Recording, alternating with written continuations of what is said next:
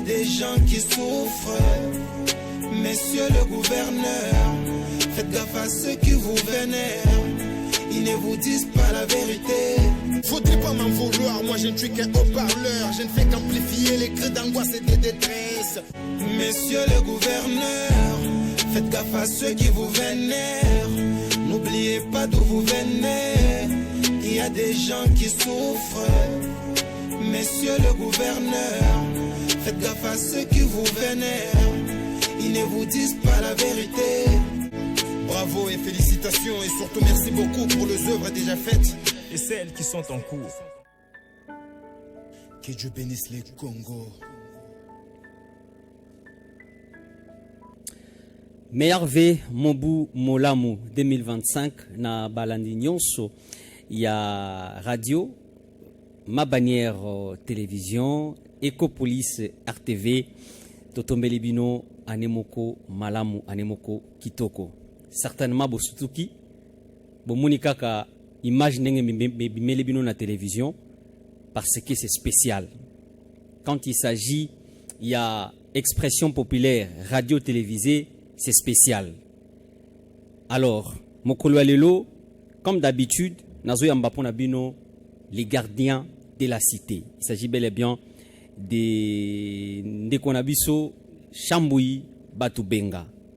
Tout le qui Chambui Batubenga, oui bien autant que zalaka, ce qui actualité à Makasi est en mboka, est à niveau national, tout à niveau provincial, ce qui est ali, tout le kakaye poa a pesa biyano na mituna na biso, ayano la na mituna na bino, tango bobenga kangai, na tuna ye poa pesa biyano, pona lo lenge mboka, eko tambolela. Bozana Mwanda, bozana Kinzamvwete, bozana Inga, bozana Sanda. Bisiko nyonso bozwami boko landa émission expression populaire à mokolo lelo totombele bino bolandi moko malamu. Yambona présenté invité nangai yamona pese micro pour na sina présenter na sina lobeli mutu na koyamba. Toko pesa ba thématique to pe mama likambo o toko lobela na émission ya mokolo ya lelo. Toko lobela nini? Toyebi angwete ezoko lobama mingi eza na ba réseaux sociaux, eza na ba radio, ba télévision na biso ya province. Likambo etali bongo dossier 15 millions de dollars américains. Oyo ndeko bilolo asenga ki bongo autorisation na assemblée provinciale a defambongo pona koka kosala mai oyo yazo banza kosala po kokisa misala en rapport avec ba plan topé projet naye topé planning na yazo sala pona 5 ans naye na mandat naye asala ngona lolenge moko ya malamu toko discuter pona yango. Deuxième thématique toko lobela bongo décret ya premier ministre ndeko Judith Tuluka Suminwa na gouvernement mobimba bazwaki likanisi ya kokitisa be biloko oyo tosalelaka mingi bo babenga na lokota lifa lancer les produits, donc quelques produits de première nécessité, notamment sukali, masangu, mbisi nyonso, c'est-à-dire poisson chinchard, donc viande de façon générale, miliki et banakokita. Mon koloto wana topé document basinyaki yango depuis na mois de septembre. Et na niveau ya Kinshasa toko mona bongo makambo eko tambola. Mais na Congo central eloko moko eko salema te. Toko tuna pende ko shambo imituna po ayano la biso. Mais aussi na thématique ya suka toko tubela bongo ou etali changement ou révision ya constitution. Eko loba mape na batando eke batando inene na ba réseaux sociaux batuna bat ba ko pesa ba point de vue na bango toko yoka pe point de vue ya ndeko Chambui Batubenga na émission mokolo lelo. Donc bisiko bozwami na ko senga na bino bo recharger ba minutes, bo recharger ba téléphone na bino po au cours ya émission toko fungola téléphone comme d'habitude pour na ba o ba yebi le lenge émission expression populaire et tambolela ka toko fungola téléphone po bo bana ko contribuer na émission mokolo lelo.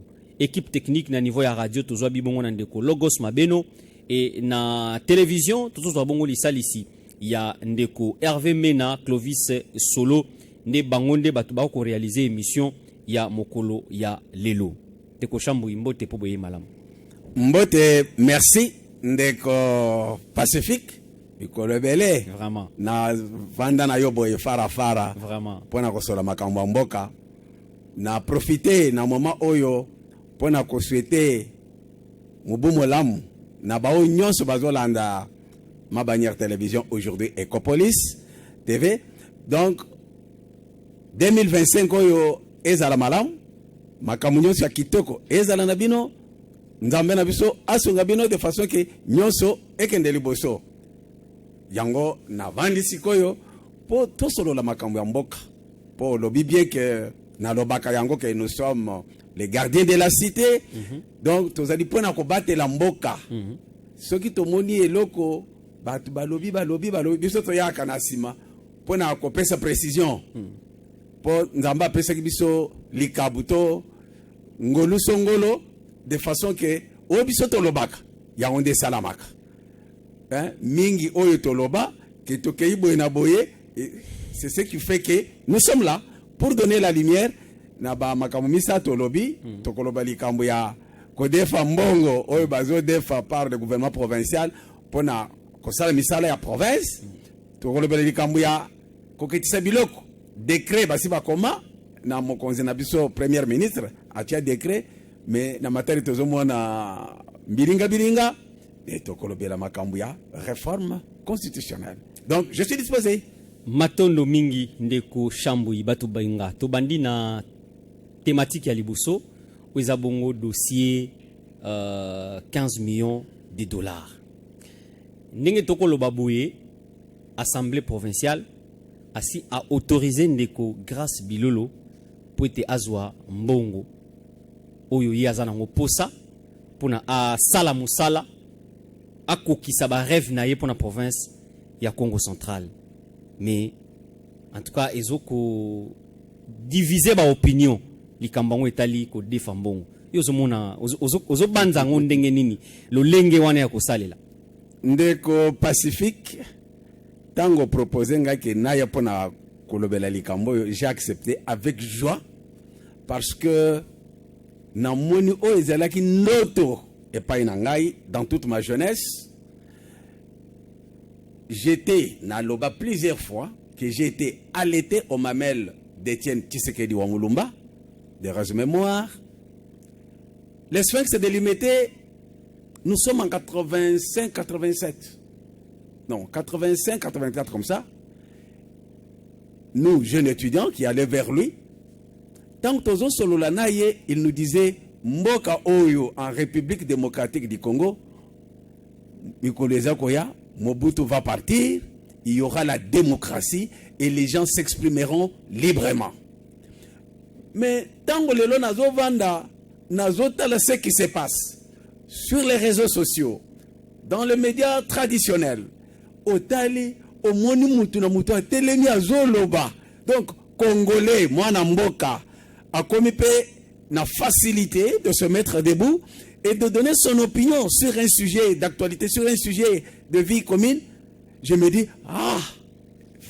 Etienne Tshisekedi Wamulumba, dans sa tombe, il doit être très content. Et moi, je vois qu'il y a eu un visionnaire qui avait vu loin, nous, jeunes étudiants de l'époque, lorsque Tobandoro Solana et Tozomonaneti, et à l'époque de la dictature de M. Mobutu, Etienne Tshisekedi croyait déjà à l'expression libre de la population, alors que Banda Kosale Maté, et qu'aujourd'hui, ça me fait la joie et la grande joie. Et c'est ce qui fait que na oyo lobi il y a 15 millions oyo gouvernement provincial à Sengaki na assemblée pas autorisé pour azwa nyongwana na moni batu ndenge. Il y en a qui sont pour, comme vous l'avez dit. Il y en a qui sont contre. Mais tout d'abord, c'est la beauté ou le charme de la démocratie. Parce que où nous sommes aujourd'hui, où il y a tellement à lobby, où il y a tellement à lobby. Voilà. Coup de chapeau a été dit. Et là, j'ai dit, dans sa tombe, avant d'Akimia, ma soleuse aucun de bien. Ma soleuse aucun de bien, maintenant, est-ce que Kode Fambongo, pour na kosala misala, Ezamabe Pacifique, à travers Le Monde. Bamboka nyonso yo moni oyo. Badefaka mbongo. Et des grands projets, projets minene minge salemaka na bamboka belé et salema na banyongo. On prend un crédit, on se détermine les objectifs, on sait ce qu'on veut, on dit bon, tozo boye poto sala boye. Et ça la makanango, même les États-Unis d'Amérique, la France est dépassée par les dettes. Vous suivez ce qui se passe aujourd'hui en France? Par rapport au budget, mais tout ça déjà na banyongo belé, tout ça déjà bona.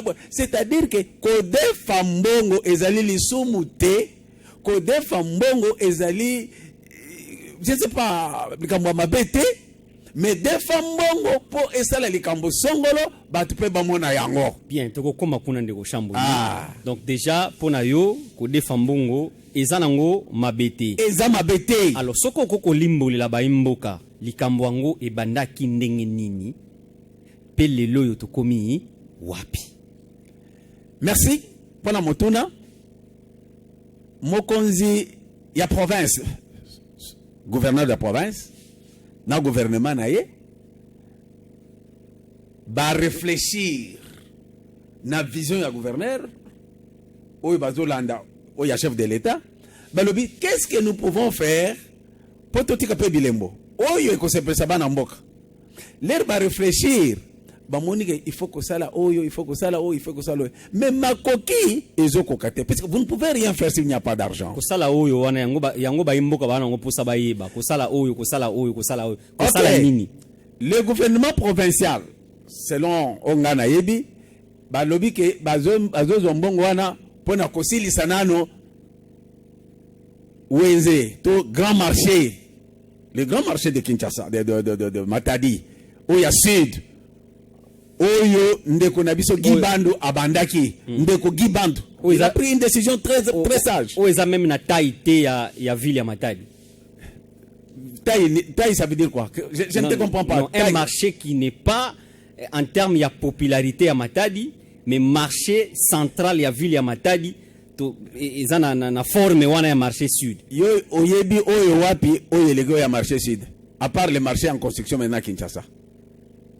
Marché oyo batongi.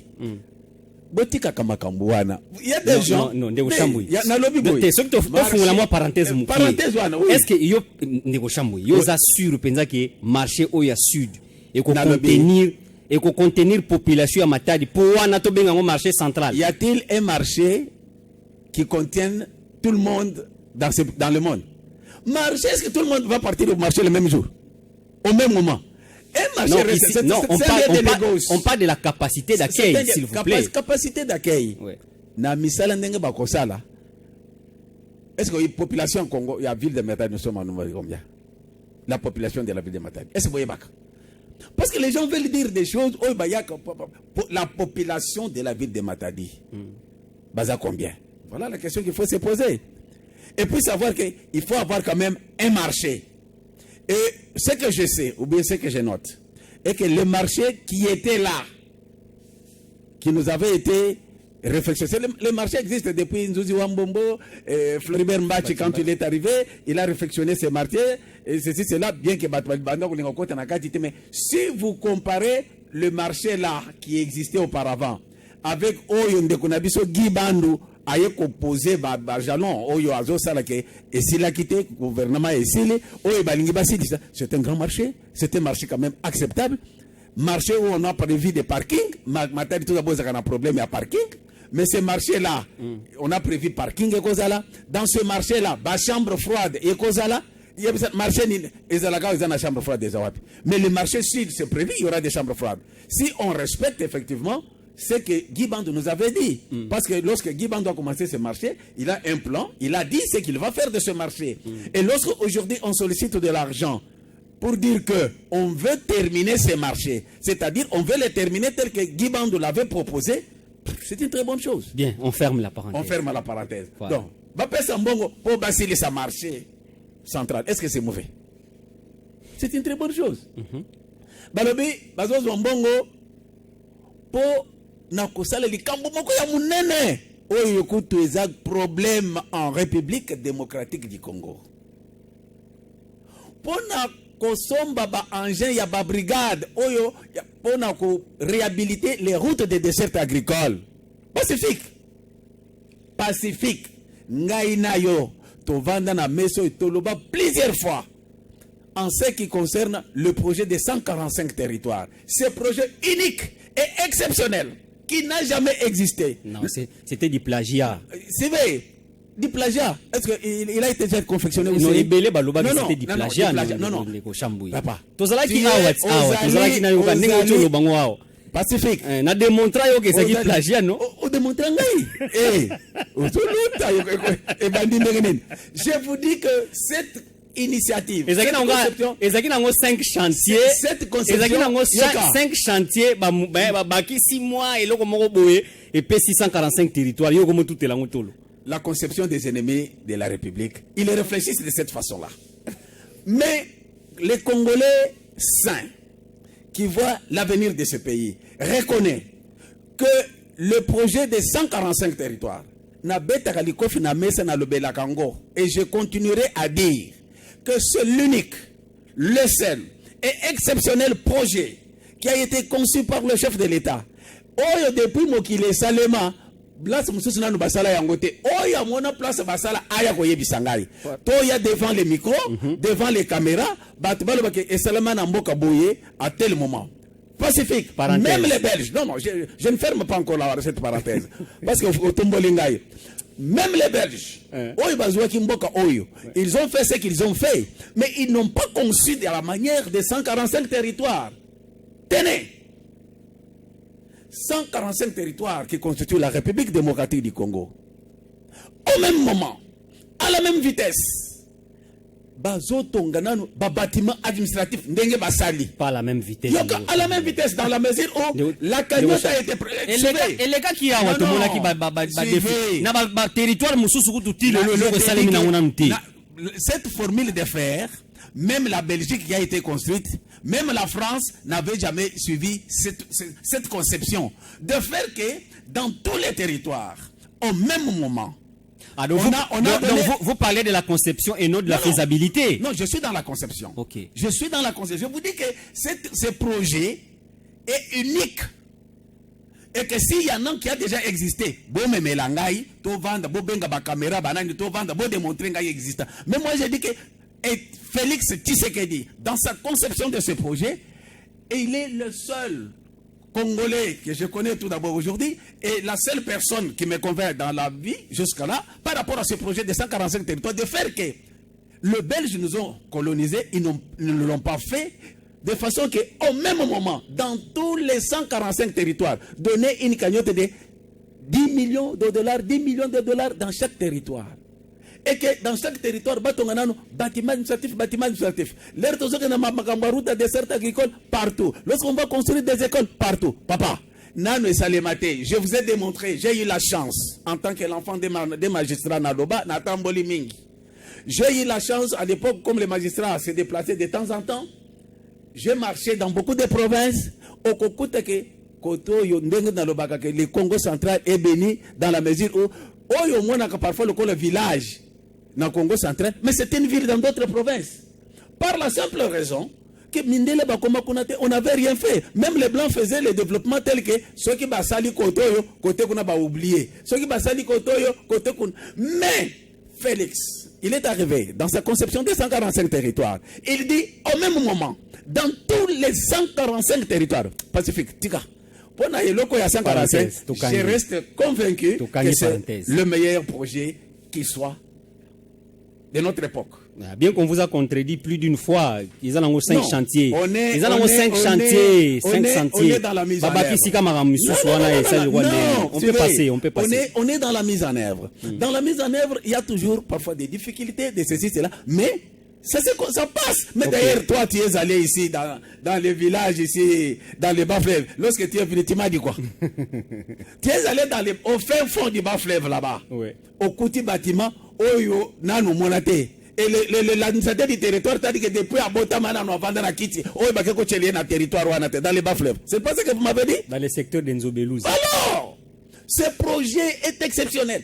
Et on le fait à travers la République démocratique du Congo au même moment. Bien. Et il faut retenir Oui. que les 10 millions de dollars, c'est pour chaque territoire. Et que vous allez dire, non, papa, projet Oyo,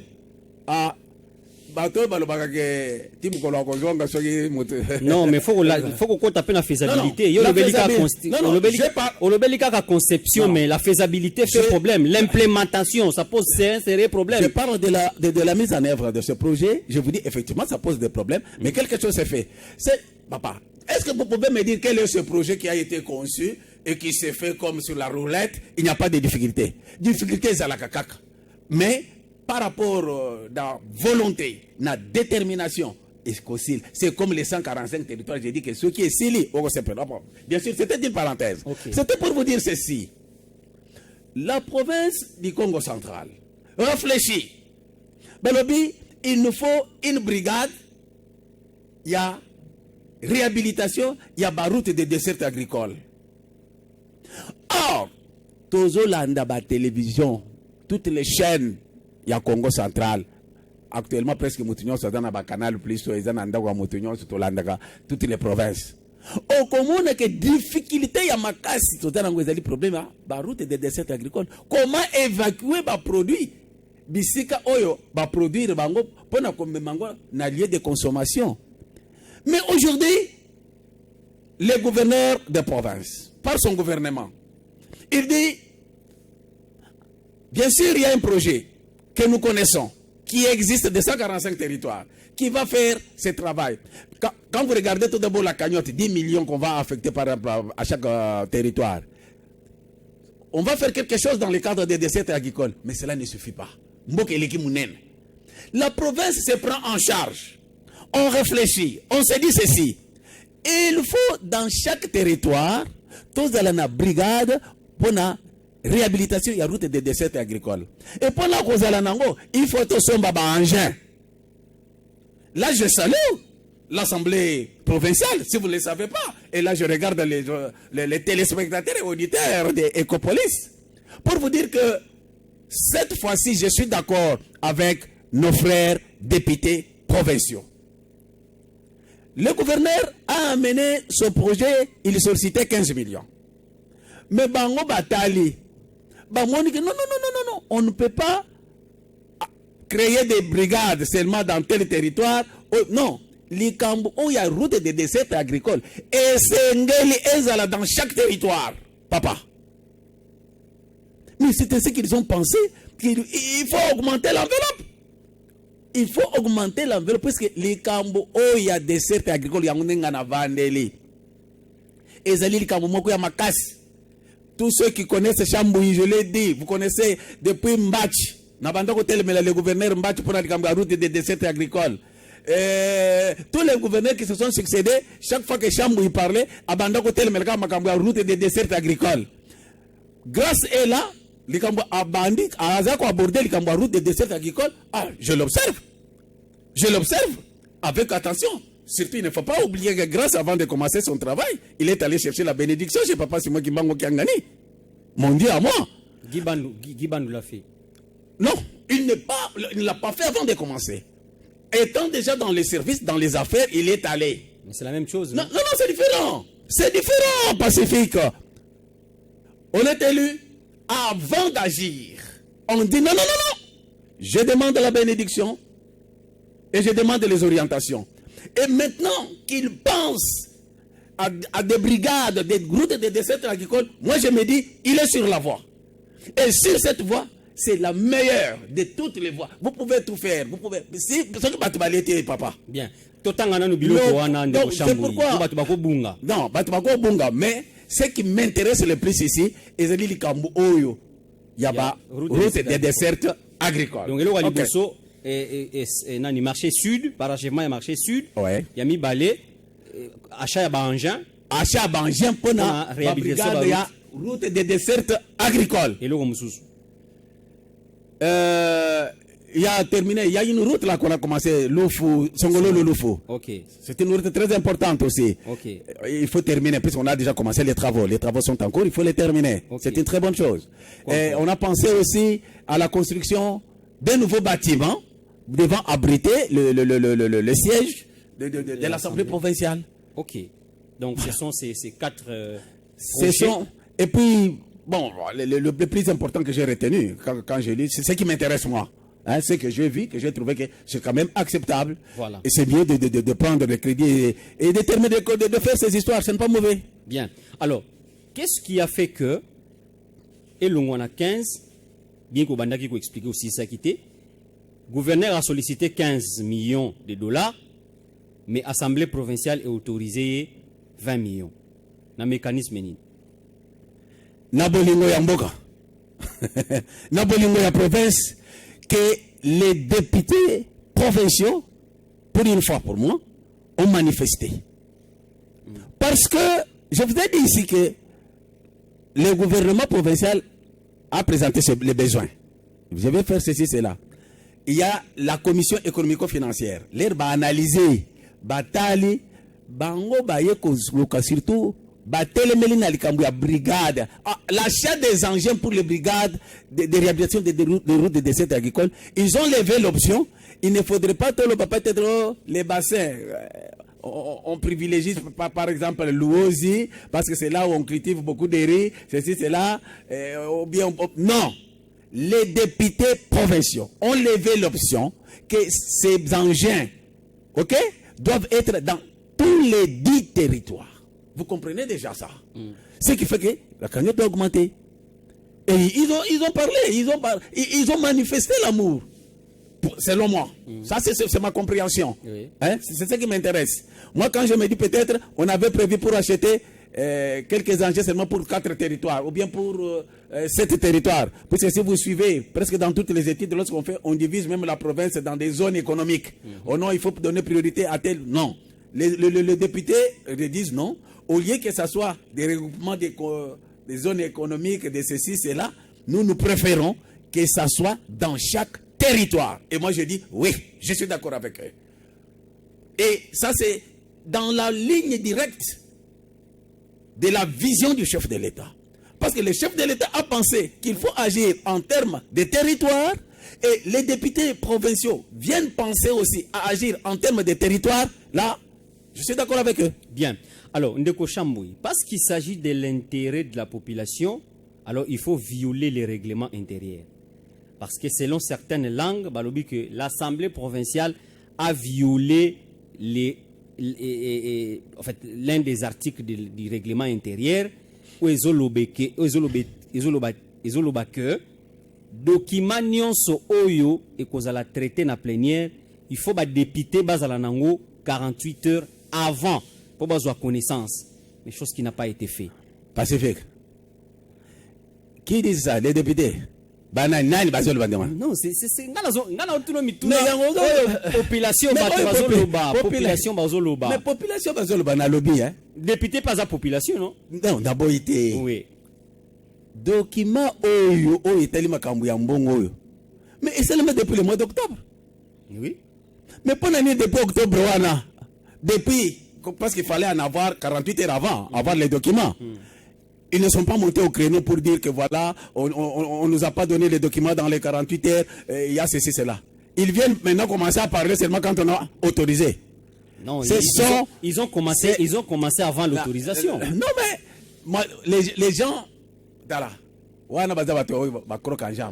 ce sont des gens, hein, vous comprenez, qui veulent retarder la province. Mais les gens, n'est-ce pas que mboka etambolaka na mibeko? Est-ce que faut to sala ka makambo pona esenga ko sala makambo to sali ka makambo to zumi mbeko to tie mupanzi ozo soutenir pe zelena ipsel ga moko tango ndeko lourd Jacques Bamoyen, Jacques Mbadou Situ di Mavungu derrière mémoire azwaki décision ya kotonga bâtiment ya gouvernorat provincial oyo kuna batu bazo sepela nango lelo oyo. Qu'est-ce qu'on n'a pas vécu dans cette ville? Des marches, on en a eu. On a organisé des marches. Des émissions. J'ai reçu beaucoup de gens dans des émissions. D'ailleurs, les contextes sont différents. Salon Val, mon émission que j'animais à l'époque, et Yamba Bartu Ebele, Bazoya, on dépense de l'argent. Et ça, c'est ça. Boye. Ils sont habitués comme ça, les gens de mauvaise foi. Et aujourd'hui, bâtiment, il y a un gouvernorat provincial. Il y a un bâtiment. Mais il y a un réalité. Ah, il y a gouvernorat. Il y a gouvernorat. Ah, ok. Il y a un bâtiment assemblée provinciale. Non, il y a un gouvernorat pour vous montrer que Batu Oyo Bazala Kaka sceptique. Batu Oyo Bazala Kaka douteux. Et c'est ça même la beauté de la démocratie. Même donc les lois est commis le salut du peuple est la loi suprême. Le salut est l'oc oyo zapona bolamu ya population. Hein? Yo zoze la bakende d'ailleurs batanga katami bamsusu batanga kango. Ba pèse 48 heures bona au vanda au salani pour se faire les chaises. Mais les gens qui n'ont pas eu dans les 48 heures, qui avaient l'amour de travailler, ils ont eu les documents, même si c'est 3 heures avant, 2 heures avant, ils ont travaillé, ils ont trouvé que c'était nécessaire pour la province. Alors, ils donnent les moyens à la province, ils donnent l'autorisation pour que la province puisse avoir les moyens pour tous les routes de dessert agricole. Je ne sais pas. Yo, mutozo teleme la babongi sanzela. Bango bazotelemela te babongisanzela lobelande procédure. La procédure doit être respectée. On ne peut pas faire des choses comme si nous étions dans une jungle. Non. Batouana kutu soko okuti boy. Okuti batouana kutu peut-être ba bayaka na nini wana te. Bayaka kutu ba plénière na bango wana te. Abandi na ye. Est-ce que vous savez comment ils respectent leurs histoires là-bas? Souvent ce sont leurs assistants qui vont retirer. Peut-être assistant à yé, à qui kozouate avant de azozer baya kubenga inandako, c'est là. Hein? C'est qu'il y avait j'ai eu les documents en retard. Bon, tu as eu les documents en retard. Est-ce que ce qu'on fait c'est mauvais? Ça ce sont des distractions. Bazaba toyo na lobanini ko na zangi terme. Na zangi terme. Wana bazaba toyo balingi bolamute. Et ces gens ne manquent pas. Et c'est ça même la beauté de la démocratie. Et zalake papa. Yo osala likambo batu nyonso balinga yango okome nzambe ye moko azosala makambo batu bazotia tembe kaka yo mutu texte mais yo texte règle les amis du peuple et la loi suprême basali likambo oyo ezosenga ke basala banzela biloko eya bana na biso balia. Alors faut utiliser le texte. Quel texte on vous a donné? Quel texte? 48 heures moi je me rappelle l'autre fois j'étais à la plénière là-bas. Bazako dans disons législature passée, alors qu'on traitait les budgets, moi j'avais vu un député qui disait qui sont pour, qui sont contre. Vous discutez beaucoup de choses là. Il y a des gens, je crois que les gens là qui disent ces histoires là sont dans la catégorie des gens qui partent là-bas pour, qui sont pas contre, qui ne savent même pas comment pénétrer le texte, parce que moi je vois très mal Mutokoki Koboyake Basalanzela. Ngai, ce qui m'intéresse. Vous parlez de beaucoup de choses, ceci, cela. Et loko ya mutuya oyo ngai penza na koki komema ba député na mukongo na zo tambola na esengo na bike député bosali malamu. Ezalili kambo ya kolobake ba pesa mbongo ba somba ba anje po ba bongisa des routes de dessert agricole. Merci. Kaka na bateau ozo sepele wana ba chema ngona mikongo zo tambusa bango pona likambo ya route de dessert agricole. Kaka kasi wana zo bati kaka ba o chena mukongo wana balobi ete kaka na mbongo wana balongola mbongo po batunga bâtiment ya sika ya assemblée provinciale. Ce n'est pas mauvais. Wana po cheba wana mukongo. Ce n'est pas mauvais. Non, ce n'est pas une priorité, ça c'est moi. Ce n'est pas une priorité. Je vous dis, ça c'est moi, c'est Chambouille qui parle. Batubenga. Tu sais ce que ça veut dire Batubenga? Hein, Babo Yabiso. C'est ça, Batubenga. C'est-à-dire, moi quand je dis des choses, vous pouvez refuser, mais au finish, vous allez toujours revenir à moi. Papa, Balobi, Basala, bâtiment administratif, bâtiment et assemblée. Mabezawa. 7 millions.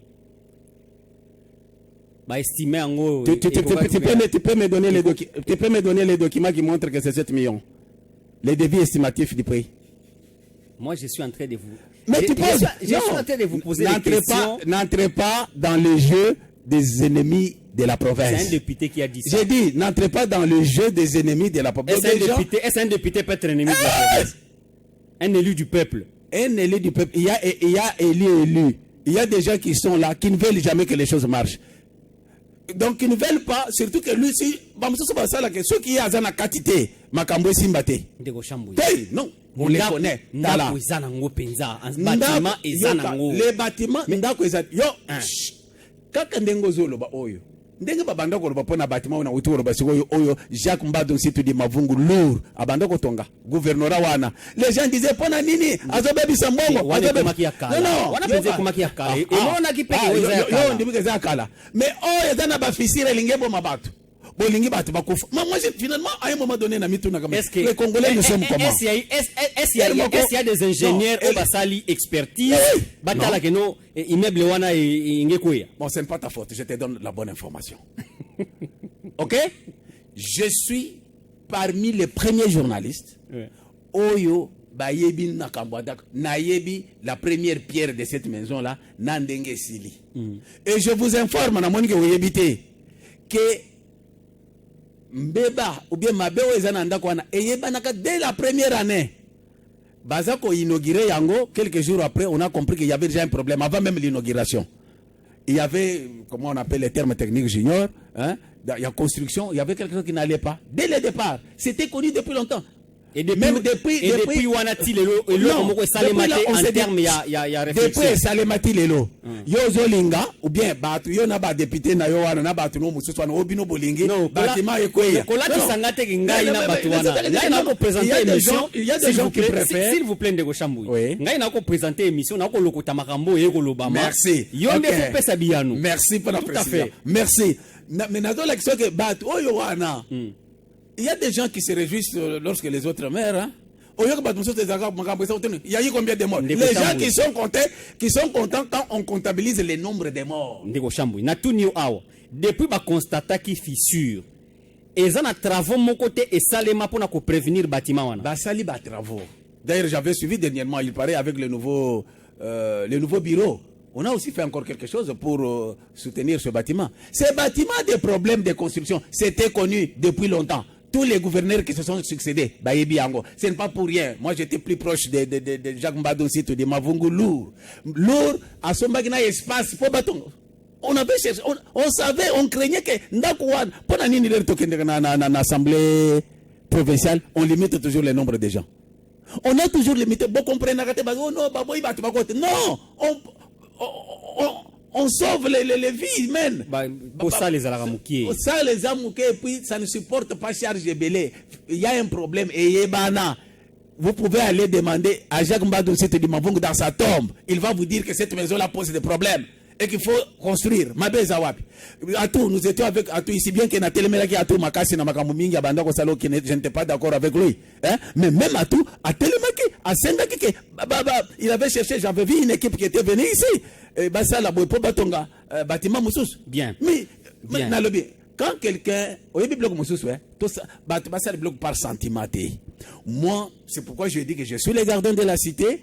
Nalobaka oyo na yebi oyo ezana assurance nango ndako wana ezana problème eyebanaka dès l'inauguration et ndako wana ezosenga ke soki possibilité ezalike batonga ndako mususu mabeza nalobi otalaki ndako basali na Lubumbashi et assemblée provinciale est-ce que soki basali pe ndako ya bongo awo ezama be finalement moi je ne comprends pas tolingi nini. Bien, alors batuna yo wana batuna yo wana balingi nini ozo comprendre batu balingi nini mais ndeko Shambu yo kapé mutuna oyo c'est que ndeko Papi Mantezolo pe azalaka informé que de inauguration bâtiment et pesaka fissure pouratelemela ki yango avant comme président assemblée provinciale ba vidéo ebimi awa.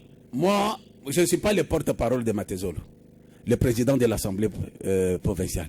Je ne connais pas Oye Asali Boyenaboy naïbité. Mais moi je vous donne l'information que j'ai en tant que gardien de la cité. Ndeko Shambu je vous dis que mais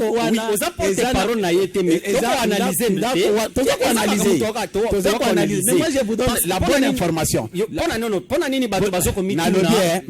Matezolo c'est un politicien. Ndeko Shambu yo kana numutuna na ngai ndenge place ezovandela. Batu balobi que ba ko mona clarté duel wana parce que ndenge nini loko oya boyaki avant comme président assemblée provinciale mikuluto leka awa ba yelie proposition ya kotonga eloko ngo andimi c'est qui angi sur roche C'est ça la beauté de la démocratie. C'est ça le charme de la démocratie. Quand Batunyo se bakomi kofongola pe misikoloba. Ah, Etienne Tshisekedi wa Mulumba. Non. Etienne Tshisekedi wa Mulumba. Tu as fait un grand travail. Dans ta tombe, tu dois être heureux. Papa, l'on n'importe qui se met avant de faire Koloba Kotala que Boinabo, qui pouvait le faire à l'époque. Voilà. Papa, le président de l'Assemblée provinciale dont vous avez cité, Honorable Matezol, c'est un politicien. Il a son langage politique. Il a parlé à sa manière. Bango ba yebindegni ponani na bandako telemela et ponani les autres. Il y a toujours une différence. Hein? Lorsqu'on est dans l'opposition et lorsqu'on est au pouvoir. Au moins, les gens ne savent pas lire certaines choses. Et c'est ça qui manque. Surtout dans la université, malheureusement, chaque jour, quel est le contenu des enseignements qui sont en train de dispenser à nos enfants? Parce que va créer clairvoyant au bazo mona. Nous sommes en 2019. Quand Félix est arrivé voir, c'était en quelle année? Aux élections là? 18-19. 18-19. En 2018. Ok. Il a prêté serment en 2019. Félix Tshisekedi va en campagne. Il est venu ici. Nous étions avec lui en conférence de presse à Lédia ici, comme candidat président de la République en 2018. Il vous dit, il vous parle même des budgets, hein, des chiffres, des montants, que si je suis au pouvoir, voilà, je vais avoir un tel montant, je vais faire ceci, cela. Ok? Maintenant, Tshisekedi au pouvoir. Lorsque Aye pour la campagne où il y deuxième mandat, je vais avoir un budget de ceci, cela. C'est-à-dire quoi? Lorsque vous allez banda ya masolo, vous pouvez vous permettre tout. Moi, je vais faire ceci, cela. Je vais construire l'Europe. Je vais faire ceci, cela. Mais tant au côté, la réalité des faits, à une situation exacte, je crois que cette histoire doit être une leçon.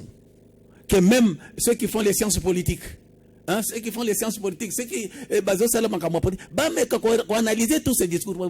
Qu'est-ce qui a fait que le chef de l'État, n'étant pas au pouvoir, il avait dit ceci, cela. Lorsqu'il est déjà au pouvoir, on lui pose avec le budget, il dit non, non, on verra par rapport, mais nous allons nous battre pour mobiliser les recettes et avoir d'autres moyens à côté. Ah bon, voilà maintenant. À Komina Masolo, et ça doit être une leçon pour les gens qui comprennent que lorsque Moutazali Banda, Neto Bazo Tsala Makelela wa Yaweze Boina Boizam de Pamba, Vanda au géré, au Yeba ce qu'il y a. Il y a quelqu'un qui peut vous dire, moi, si moi je suis directeur des programmes de ma bannière, je vais faire ceci, mais Chambouille en tant que directeur qui maîtrise tous les paramètres, il va vous dire, au moins parce que je suis gestionnaire, je sais ce qui se passe. Ok? Donc, dire que Ayeba quitté ou c'est ça, je ne sais pas, mais la réalité Ngandé Nayebi en tant que journaliste, moi je suis indépendant. C'est pourquoi j'aime vrai en tant que gardien de la cité pour garder mon indépendance. Et ça m'a dit que j'ai facilité à Koloba. Mais moi en tant que journaliste, j'ai cette facilité et j'utilise ma langue selon ma volonté. Bien. Bien que vous ayez la procédure, mais vous avez la procédure. Vous avez la procédure.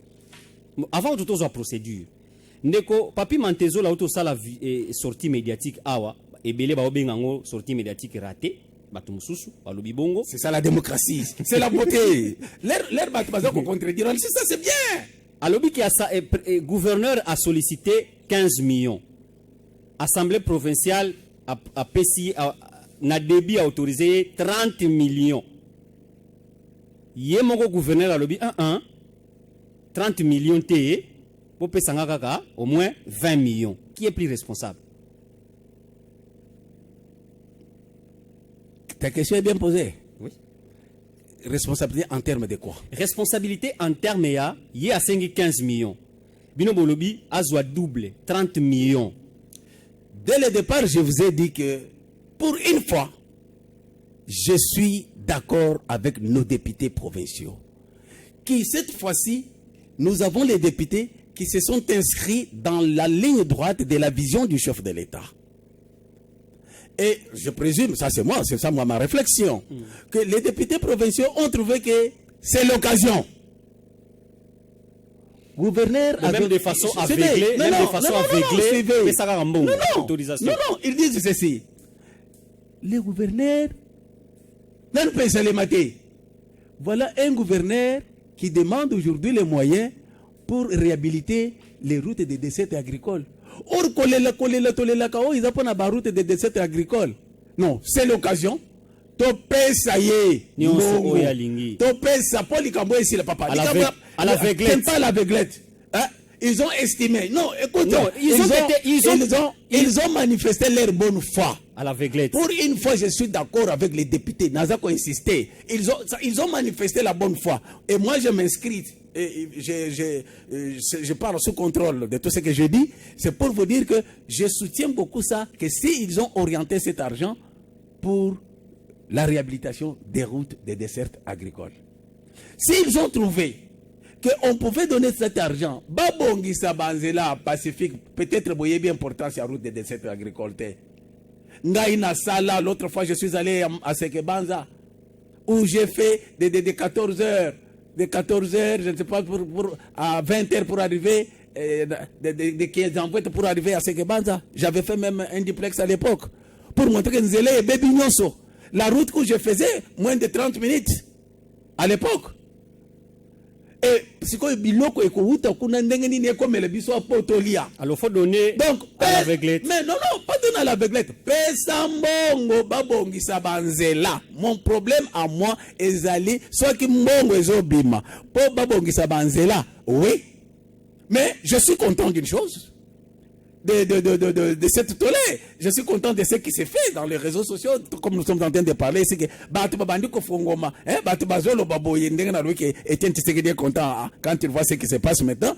Batu Bazolo, c'est pour que toutes ces personnes doivent aussi être responsables. Ça veut dire, Mbongo Nabiso Ezobima, total la yango. De façon que, effectivement, et ça, la Moussalo Yesengeli. Et je pense que même le gouvernement, les gens du gouvernement, trouvent effectivement que la population d'aujourd'hui n'est pas la population d'hier. Batu bafongoli miso, batu bazotala.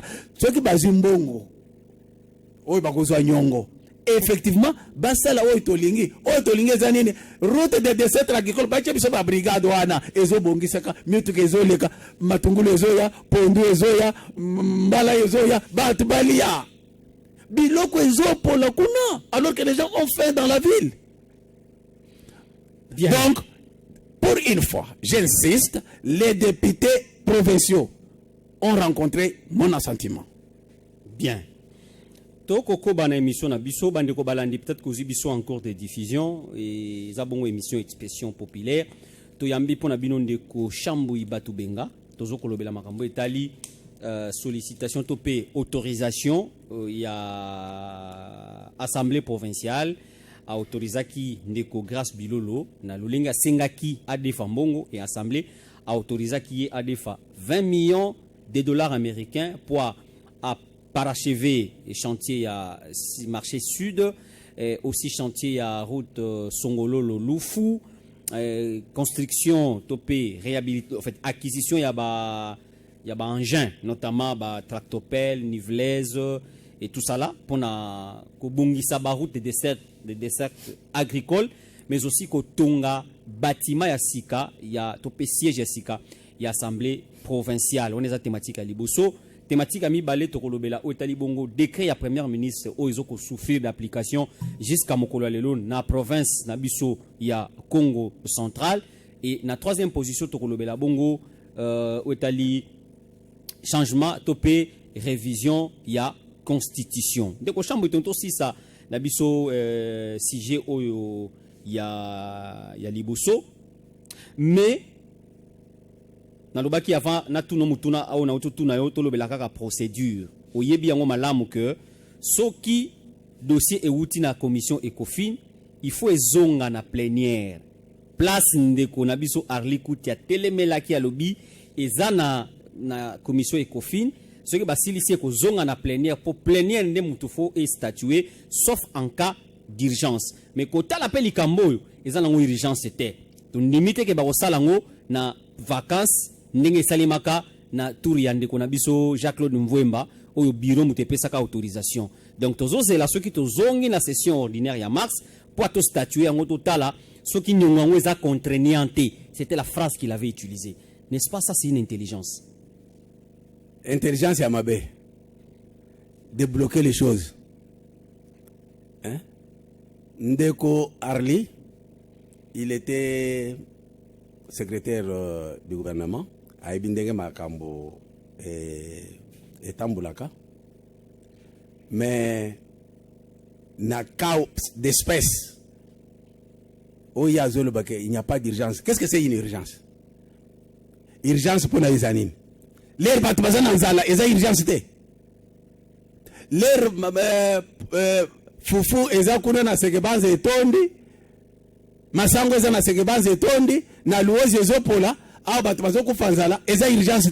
Urgence pour c'est quoi? Hier avant de wapi. Lui, il est dans des salons climatisés à Kinshasa. Tala.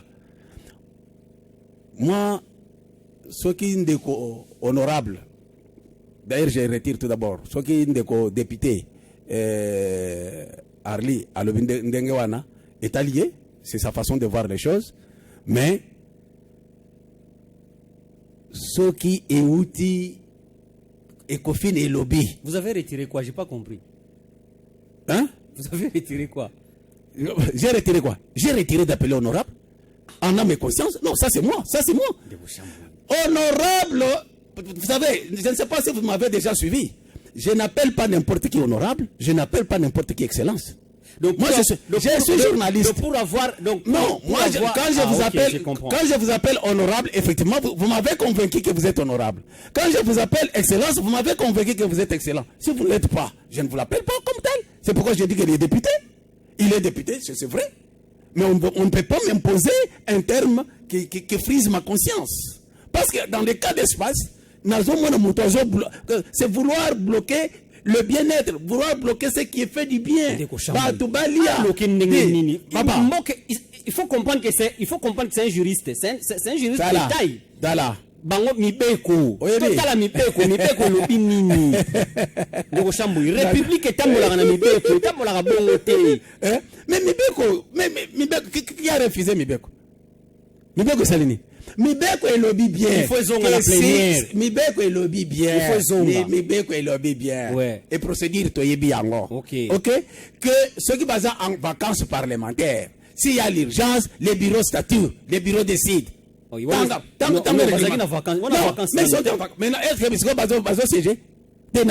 que siéger? Ils sont en vacances et tout un peuple, c'est plus de 7 millions d'habitants. L'autorisation était déjà donnée avant que Yoka, plus de 7 millions d'habitants doivent être bloqués. Ok? Doivent être bloqués parce qu'il y a 4 ou 5 personnes qui ont été élues dans un coin donné, bloquent les choses. Papa, il y a urgence. Moi, je dis qu'il y a urgence parce que moi, j'insiste pour la route de décès agricole. Ce qui peut-être mais moi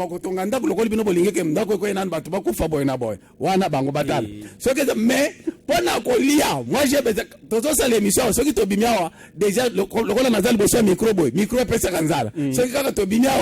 et vous comprendre? Donc le on veut trouver la solution à l'ikambu yanzala. Banzela babongisa eya siko yokende kozela ke on doit attendre au mois de mars. Excusez-moi de dire ça. Il faut retirer. Non. Moi je vois mal.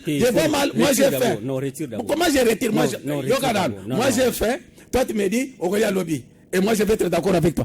Mais voilà les choses qui poussent les gens à se rebeller. T'es retiré, non? Ce sont des choses. T'es retiré, non, s'il vous plaît. Mais je retire quoi? Non, c'est trop. Mais comment je retire? Comment quelqu'un peut m'empêcher?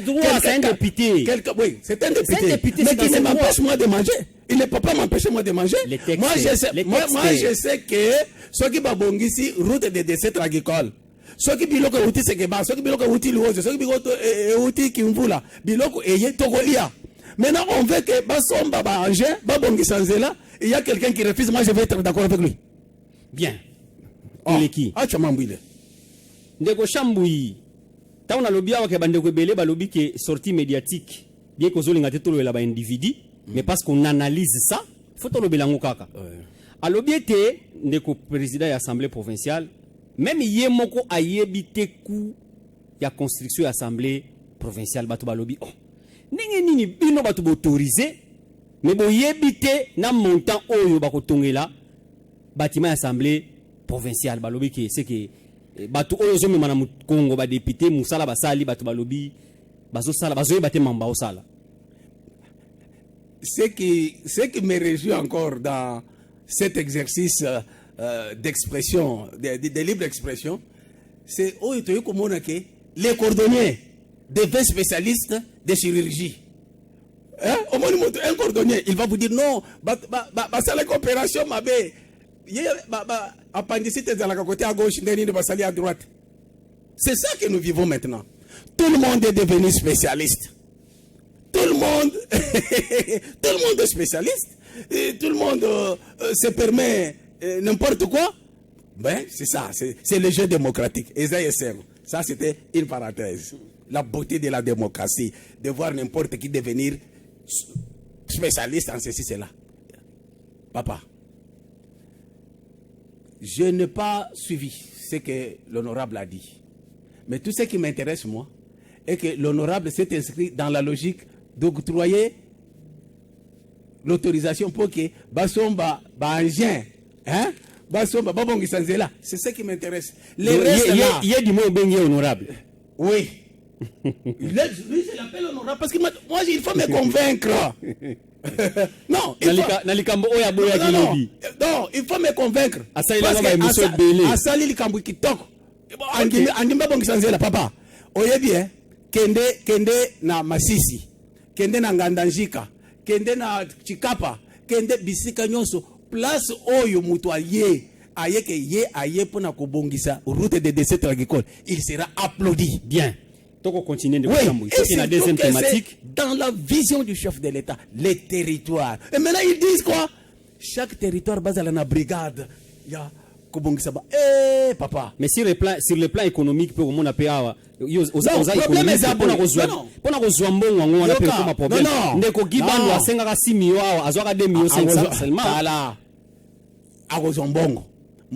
problème est pour ce qu'il faut dire, c'est que moi, j'appelle la population. Population, parce que c'est la population, non? C'est le peuple qui va payer ces dettes-là. Bazo paye sambongo to fongola ndemiso to tala mbongo na biso est-ce que ba yebisa biso est-ce que mbongo wana ezate ke gouverneur ndako chango na poche est-ce que ba yebisa biso ezana ba service bakosala misala ezana ba compagnie oyo bakosala misala wana ezabo na boy population bo fongola ndemiso oui bakoyebisa biso ndene c'est vous c'est ça votre travail immédiat. Les médias, vous devez accompagner la population. Vous devez maintenant montrer. Mais les gardiens de la cité est là. Population, soyez rassurés. Moi, je suis là. Bien. Vous aurez les informations et les bonnes. Bien. Et au moment indiqué. Bien. Donc, la deuxième thématique, Ndeko Chamboui, décret à Premier ministre, Ndeko Mkoko Samba, Azueli Kanisi, il est qui na Conseil des ministres, Mama Judith Souminwa, Ache Mokoloto. Mais, pour d'abord, même dans le niveau Kinshasa, banda exécution, nango, et Zalaki passe banda na septembre, koto, tina décembre, neto boniko mona na Kinshasa, makambu, et sali quand même kokita. Mais na Congo central, passe na passe. Mais na linga qui avons répondre, tous on a nous ba pesa biso na toyo kana nous son, il y a descente sur terrain, Salemaki, rédaction Akitaki sur terrain, pour constater. Et pour 16 plus, Thomson va na 100 000 francs, na 20 kilos, mais tabu boye me kuma ba 5 quelques. Donc on a quoi pour trouver si to 25 plus, on a quoi kave, on a pris abubu puyanka kambazi puyanka. On a quoi kave to ve ba puya ya me kuma c'est trop. Bilo pekeza au mata. La fois passée, ce mec carton ya poulet ya pète. Pour moi, tu as coquelé ta pète. À ce mec, on a 38 000, elle est comme 62 500. Ram ya poisson, on a 42 000, mais elle est comme 88 000 francs. Ici, au mata. Parce que le carton, 5 kilos, ma caille bout, ce mec, on a fait passer que tout ce monde, 40 quelques, et comme 80 quelques 5 kilos. On passe vraiment. Malgré tout, on a dit sur le côté, mais au le rapport, moi, pour tirer zaté.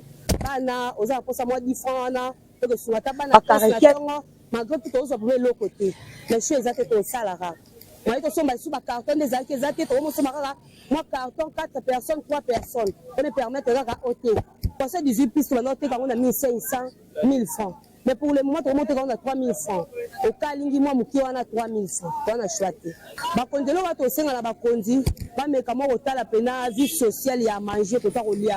Et on va peut-être toser dans la bakondi, battre la biche mon état non paramètre par rapport on est la totale ici, ba prix on a son babiloko, là les lois n'est connu. Toser dans la bakondi, à la vie sociale. Congolais c'est planer dans la vie sociale.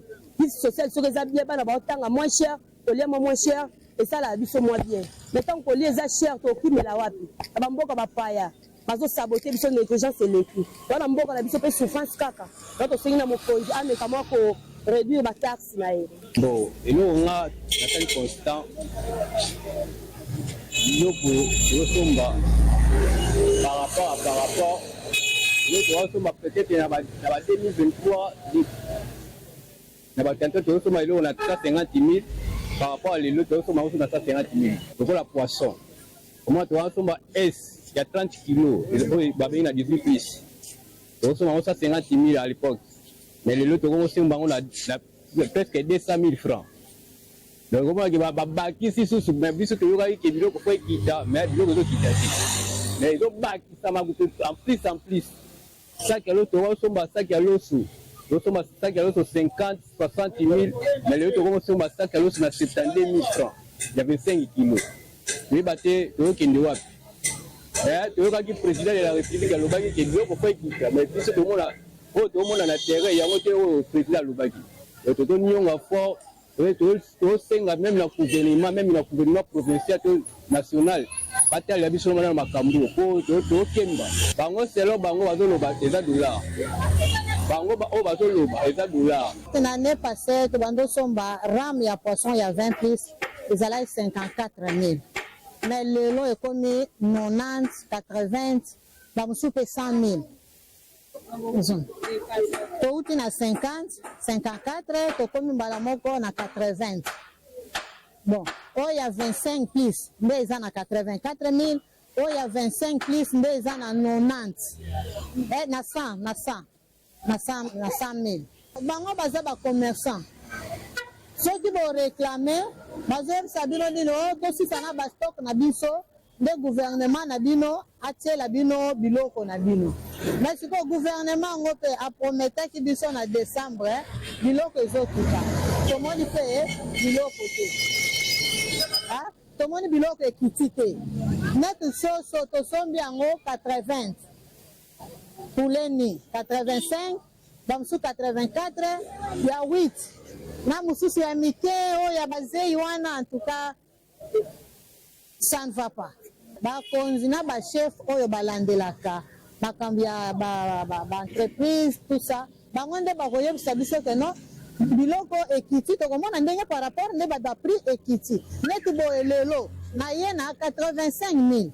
Na somba, carton ya quiz ya panzi le commis c'est 87 000 la baki sur 2000 francs vous au moins la baki sur 2000 francs mais yo nanda ko beti calcul mususu oye le susu au côté calcul mususu donc to yebite place to okene gouvernement mais tuba mais babi mangwena okitave Balibane bazo kitso babima ve kaka bato ba prix na kaka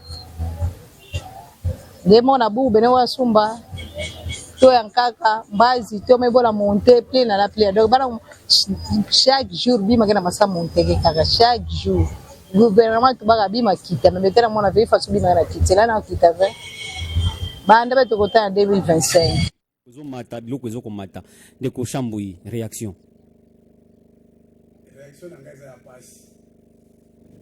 yango moni l'air nazolo ba pona makambo ya route de dessert agricole naza ko insister eza peut-être poto bima pena mwa makambo oyo makambo loso eloko lokola loso nyagi ndeko alobi mama na alobi ke ezaki 50 000 et comme 60 000 lelo comme 72 000 nyonso nkaka po musoso atuni eza pona makambo ya dollar puisque il faut toujours importer est-ce que biso tokolo na loso te ngana uti nkamba. Je suis allé fêter la fin de l'année 2024 et le début de l'année 2025 avec mon Dieu, Papa Simon qui m'a en Kama, Nouvelle-Jérusalem. tole loso oyo ezobima kaka na nkamba tala loso ebele bio produit sur place, hein? Produit sur place.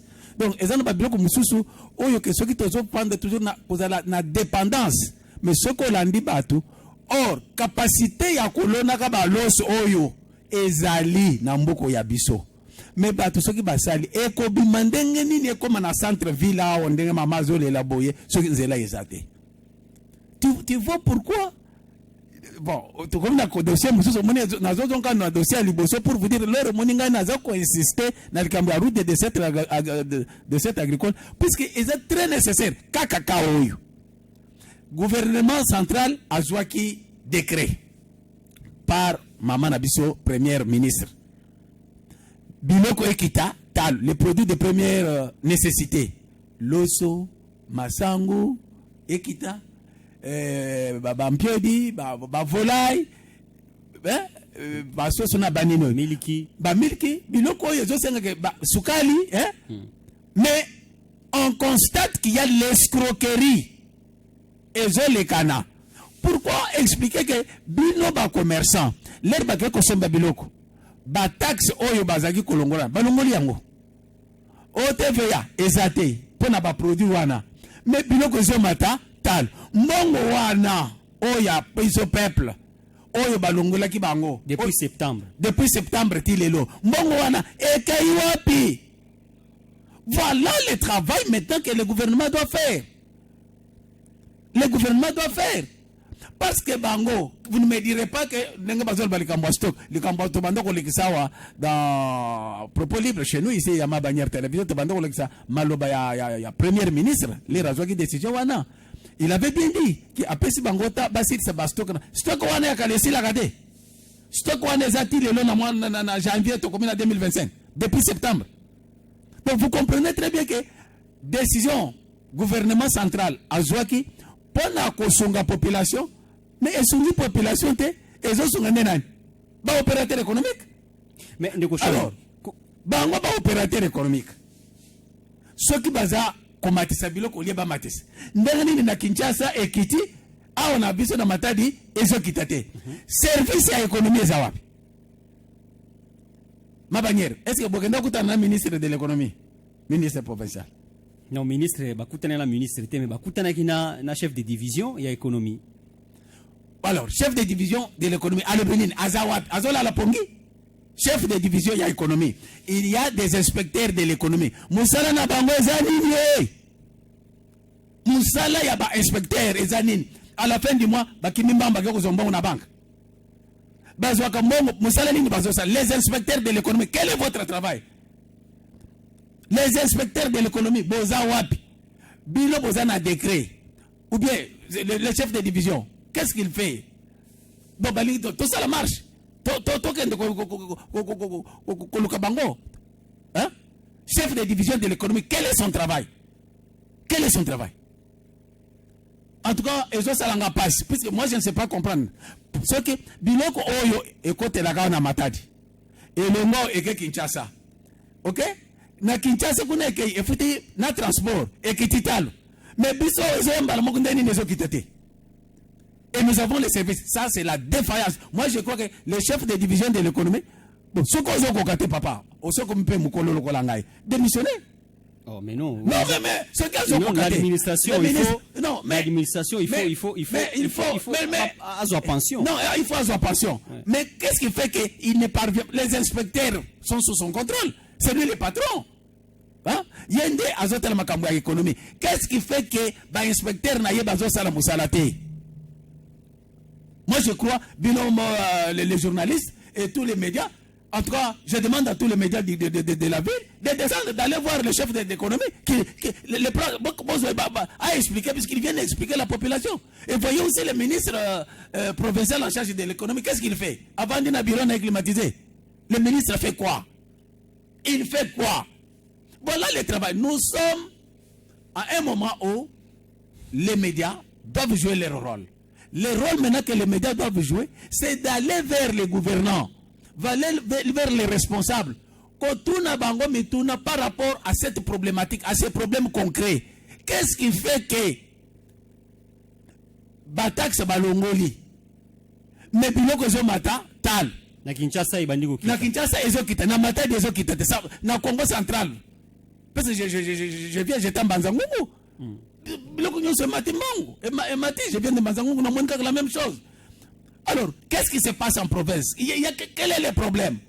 Moi je crois que chef de division ya économie biso presse bokende kotuna ye mais c'est le chef de division na kansi ozolanda nga polinga kolanda mingi l'air nga na lobaka na bike bino nyonso bolinga ko chambu ya lobinini. Les gardiens de la cité vous dit ceci, monsieur le chef de division bima yako expliquer population pona nini biloko ezokita talu te lokole biloko ezokita talu te mbongo oyo ya taxe oyo ba opérateur économique babanda kofuta sikoyo bazofuta te ekei wapi? Vous êtes complice? Il y a une certaine complicité quelque part. Non, il doit venir nous dire. Non, qu'il vienne nous dire. S'il ne parle pas, hein? S'il ne parle pas, il y a quelque chose, il y a quelque chose de flou. Bah, quitte ici. Ou bien, donc on est en train de nous bon, association des consommateurs. Na mwana ki l'autre fois ici, mboka oyo ezaka pasi. Banda ko yao les consommateurs, association des consommateurs. Vous êtes où?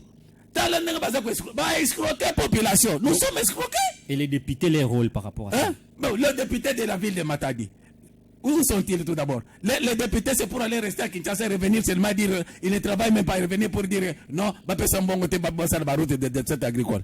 Et puis c'est lui qui refuse que Bapé Sambongo pour la route de dessert agricole, il est élu de Matadi. Non, il ne refuse pas. Non, il refuse. Non. Quand quelqu'un veut bloquer un processus clair, dans la base de la Macambalos, moi je viens d'un Kamba, n'allez bio. Tolé n'Ankamba, tolé l'os, et ça y est belé. Mais bimisa yaboy naboy. Par quartier, nous sommes côté Koulion. Bazolona. Mais moi, il y a des pacifiques. J'ai dit des choses que je connais, des choses concrètes. Hein? On a importé et ceci. Non, nous pouvons manger sur place et Zali. Bien. Nous pouvons manger sur place pour Zali. Tous un numéro. Vous allez pour ça contribuer à l'émission Nabiso, Benga Biso, na numéro Oyo. Vous voulez participer à cette émission? Appelez au 085 462 46 62.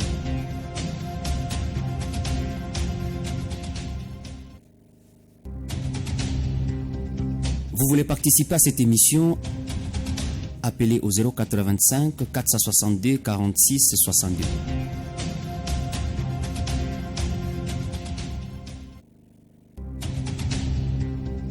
Vous voulez participer à cette émission? Appelez au 085 462 46 62.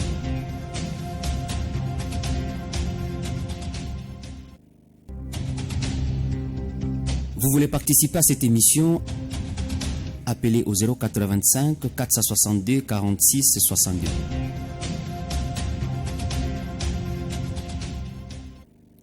Voilà, de retour au Bandeko Balandi à émission Expression Populaire. Tozoko yamba pona bino ndeko Chambu Ibatu Benga, tozoko lobela. Et en fait, il y a un appel, to yamba ndeko Oyo. Allô? Bonjour. Bonjour maman, comment on a bengi biswap? Comment on Christelle na bengi na pozo? Ok, likanisi na yo maman.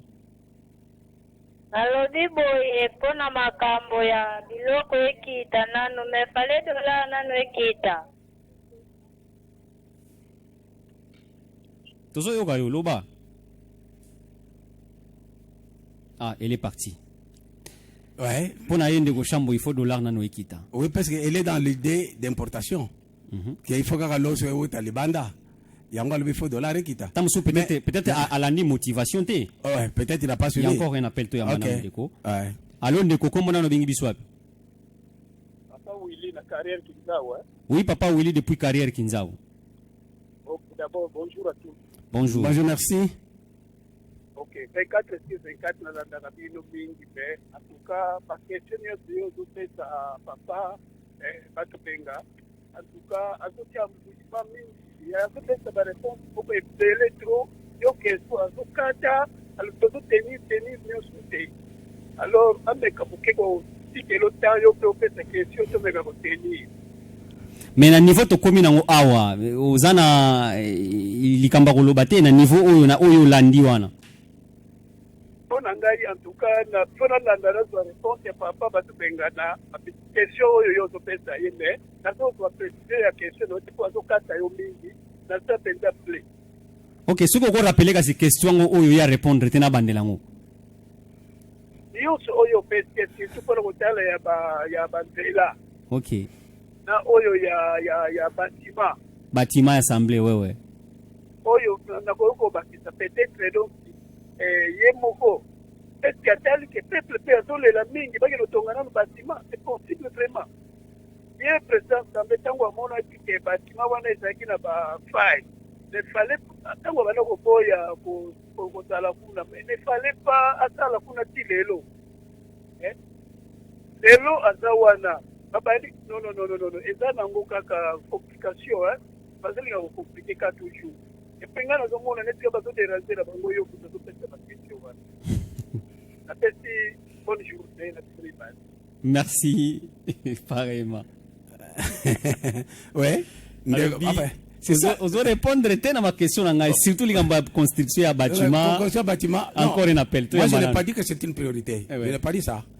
Allô ndeko komona no bengi biso wapi?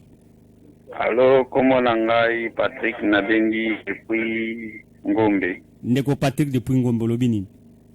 Na lobi nalandi ndenge papa Shambu ya lobi pe mesa me na bazemi na vie sociale. Ndenge ni na ba frontière masango zo bima gratuite mais tandis que baloso biloko première nécessité ezo bima DGDA ba OCC bazo futisa ba taxe wana. Alors yangwana na osenga na monsieur Shambu il est moyen abeta pe bato na ba frontière akuta na pena bato baza très important ba l'accès les frontières de se fonctionner. Vraiment na CPL vraiment les locaux lobi na première nécessité nous vivons vraiment. Sauf ma sangundi ma gratuit, mais les restes, les commerçants, bazo foutango, bazo déclaré, tout ça, c'est. Le Seigneur na Chamboui a commencé les terrains. Merci, Alandi. Merci, Ndeko, au PCBSO Information. Nous sommes là pour le peuple, nous sommes les gardiens de la cité. Ce que l'obili Kambouandengwana. Nous avons nos services, nous savons ce que nous faisons, comment il faut accéder à la bonne information pour savoir ce qui se passe dans la frontière de Ngolobi. Encore un appel. Allô, Ndeko, comment on a bonjour, papa. Oui, bonjour. Bonjour, merci. Ngai na bengi bino awa na kotazo. Na kotuna bino mutuna moko. Est-ce que gouvernement ya mama Judith ezalika kapona kisasa ou bien pona République mobile? Toyoki mutuna na yo ndeko Shambu ya kozongisa. Merci ndeko toyoki mutuna na yo gouvernement mama Judith ezapona les 145 territoires de la République démocratique du Congo. Mboka mobimba. Sikoyo pona nini na kisasa batosi likambo ya kodiyone biloko. Awa na matadi yango wana ndeko na ngai yango moni tozoto na chef de division ya économie aza wapi mosala nini bazosala bande kuna association de consommateurs baza wapi on ne comprend pas ça. Société civile baza wapi voilà baza wapi ce n'est pas normal. Ce n'est pas normal le oui, merci beaucoup papa.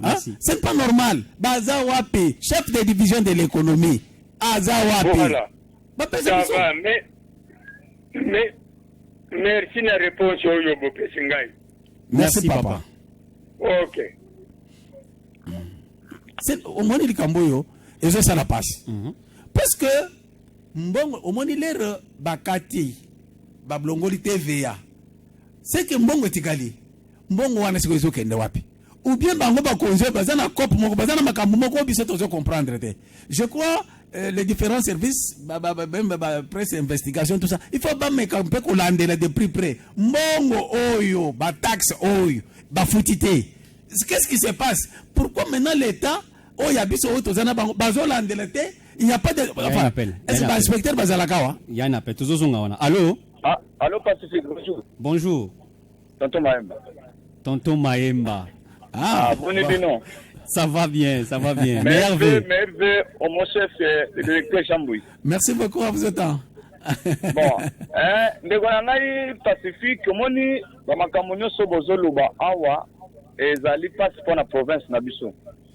Nayoki outi koloba likambo ya gouverneur Fala Defa Mbongo na banque Songolo Mpakala.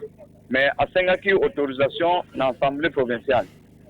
Likambo wana ezopesa mwa moke mwa bambiringa. Bon, na bandi ke ye aza na souci ya province pote azomona ke mbongo ezali te esengeli adefa po basala misala mpona province.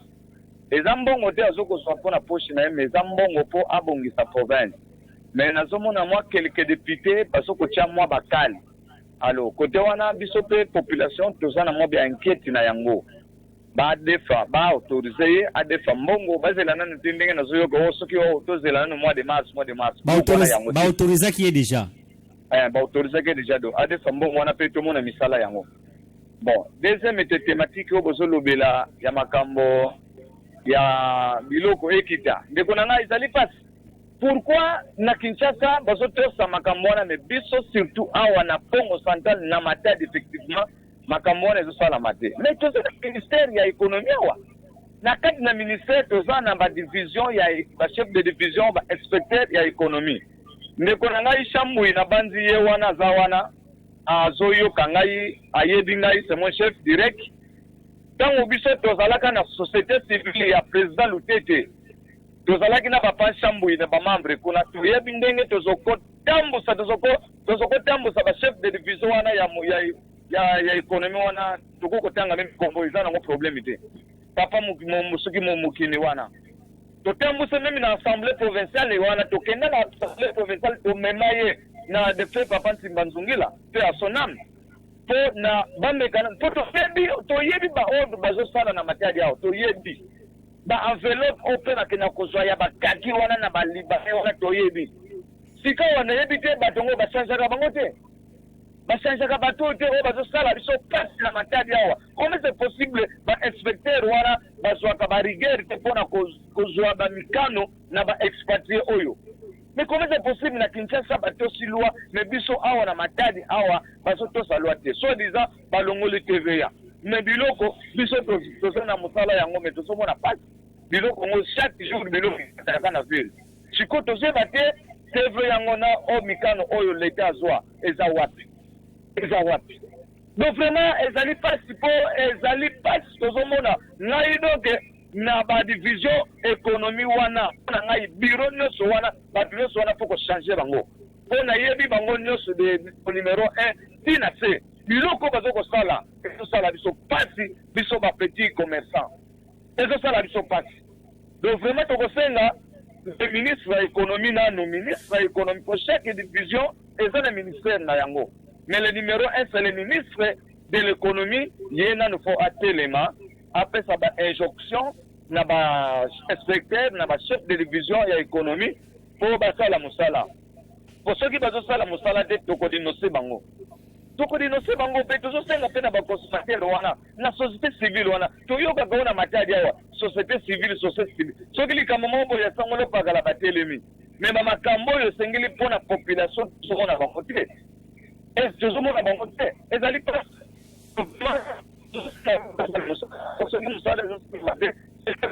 para biso awa kosenga biso mabiloko moko ya nini oyo ezosala biso pasi mais oyo ya makasi nango te ndeko na ngai toza kaka awa donc échec kaka 2028 po totala bilan ya gouvernement provincial na assemblée provinciale eza ndenge nini.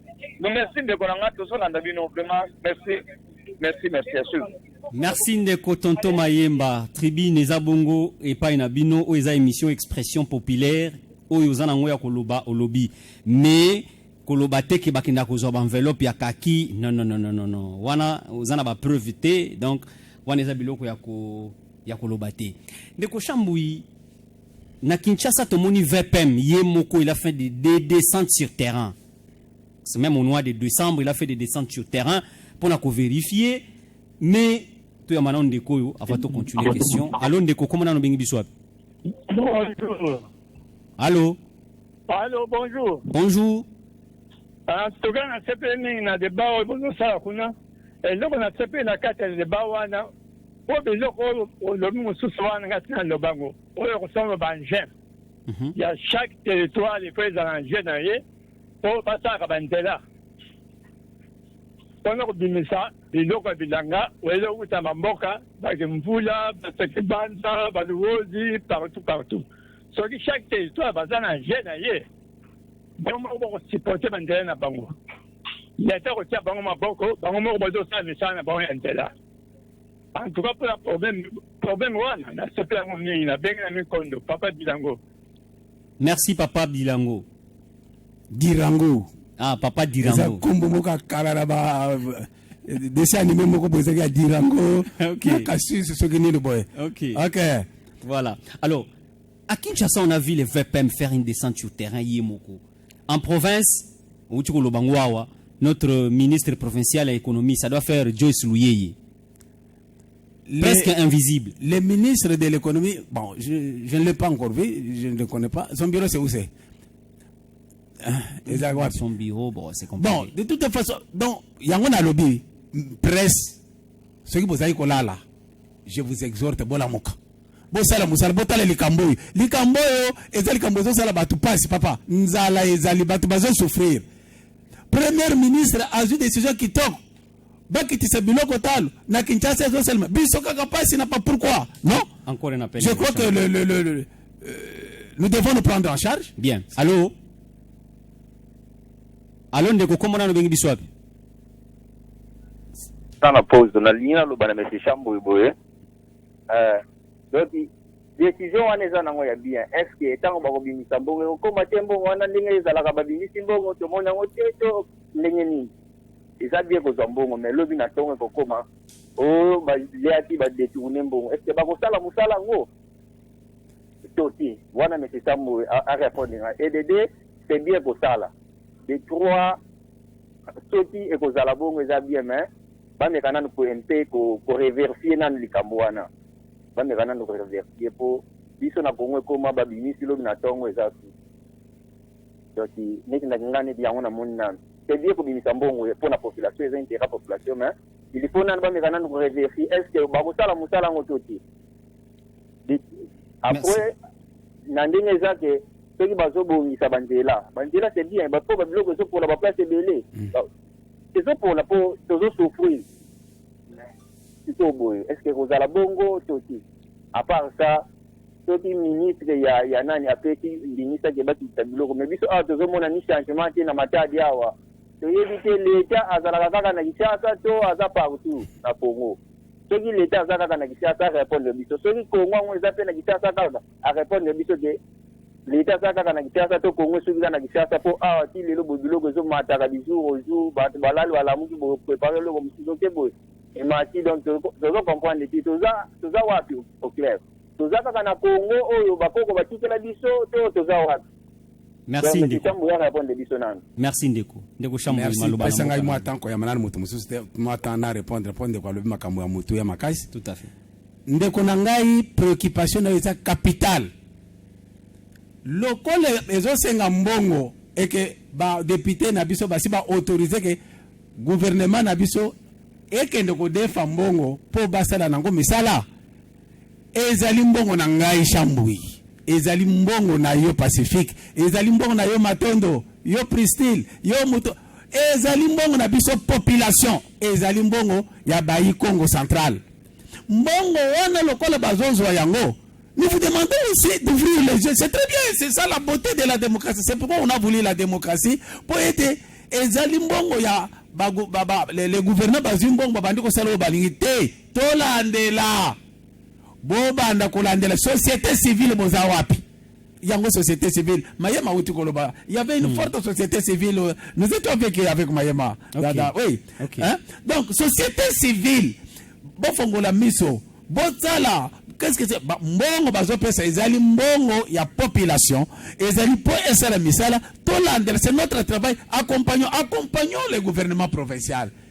Quand on dit accompagner le gouvernement, cela ne veut pas dire que bozaka iyo ingeta tout ce qu'on dit. Non, c'est-à-dire tozolanda soki bomoni ke ebandi kotenga mais soki na mokonzi ezaki boite tomoni kuna ezabo donnez-nous les informations ngai na sepelaka mingi na ba ya Congo central surtout dans la ville de Matadi ngai na zwaka information mingi na sepelaka na bino okomona mutu boy na boy abengi na ko jambu yawa ça se passe oui appelez-nous donnez-nous les informations pour biso to landela de plus près to pesa la bonne information pour soki biso moko tozo surveiller mbongo na biso bakosala mabete mais kosenga mbongo denga basenga c'est une très bonne chose bapesa mbongo bino pe babanga bopesa biso mbongo tosengi mbongo bozala te okomi a compte coûte ndengo ya lobi oya senga ki babanda te bopesa biso mbongo c'est le Congo central ba yi Congo central nde bazo senga mbongo bopesa biso mbongo biso bakolo mbongo to gérer to fongola miso mbongo na biso esala surtout na likambo oyo ngai pesa et convaincre ngai likambo ya route de dessert